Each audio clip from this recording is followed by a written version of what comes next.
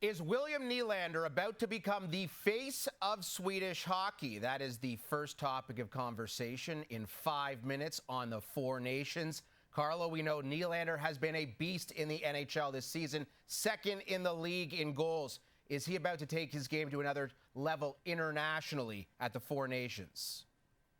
I don't think he's about to take it, AK. I think he's already there. I mean, you think of the growth in Wiliam Nylander's game playing for the Toronto Maple Leafs, and you look at the season he's having right now, second in league scoring with 33 goals. And if you look at his previous experiences playing international hockey, you go back to 2019 where he led the tournament in scoring.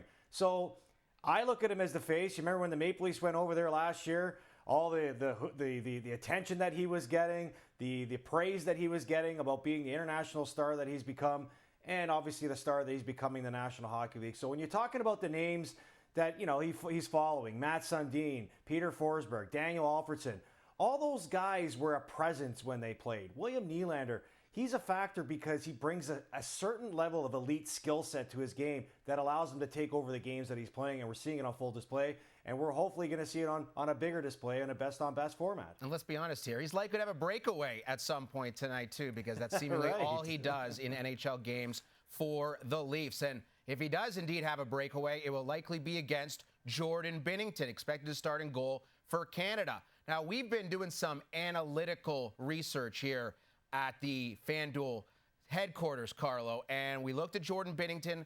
Concerns on the blocker side. That's a spot where Wiliam Nylander thrives. Is that a place that you expect the Swedes to target tonight? Absolutely, because if you're hiring your coaches to do their job, it's to find the weaknesses in the other goaltenders. And for Jordan Binnington, as we see here, where he ranks on the low blocker side, and you're at the bottom of the league. And for Wiliam Nylander and the great goal scorers in the game, it's all about finding an evolution to your game and continuing to grow. And the best players practice their weaknesses and practices the places that they like to score. And for Wiliam Nylander, practicing the low blocker, a place that he's very familiar scoring goals too, where he's got 10 goals on the year in that spot.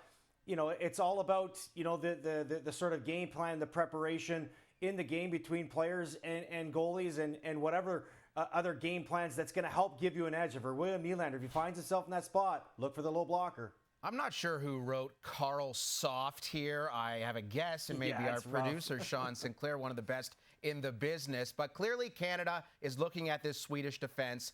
Erik Karlsson maybe not at the top of his game at this point in his career. Is that an area that Canada can exploit?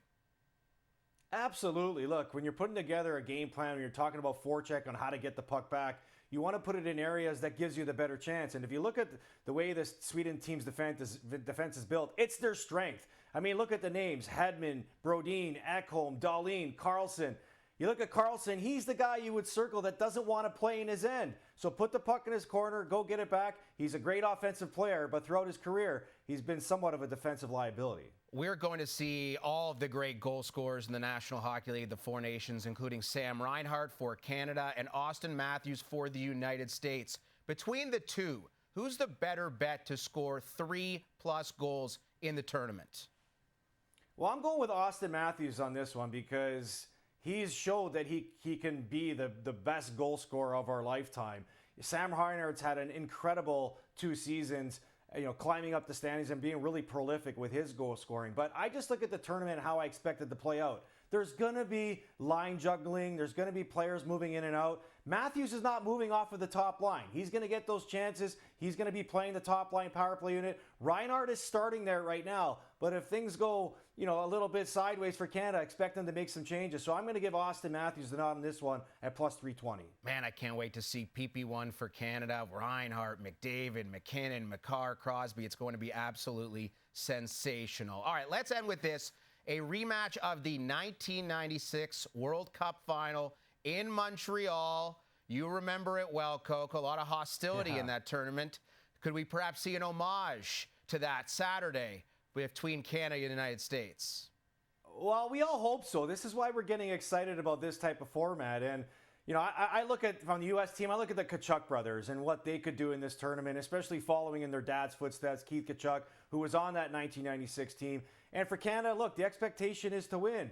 So when you're looking at this match, if you're going back to 1996, to me, the moment that stands out is Mike Richter. He was the MVP of the tournament. Canada was up 1-0 in that series. The U.S. won the last 2 games, including the third one, where they scored 2 goals in less than 3 minutes to win that game in regulation. And it was a landmark moment for the U.S. team. So clearly a memorable moment for USA hockey and for people that loved international hockey. Saturday night, Canada-USA, but you won't have to wait long to see Canada in action against the Swedes tonight at the Bell Center.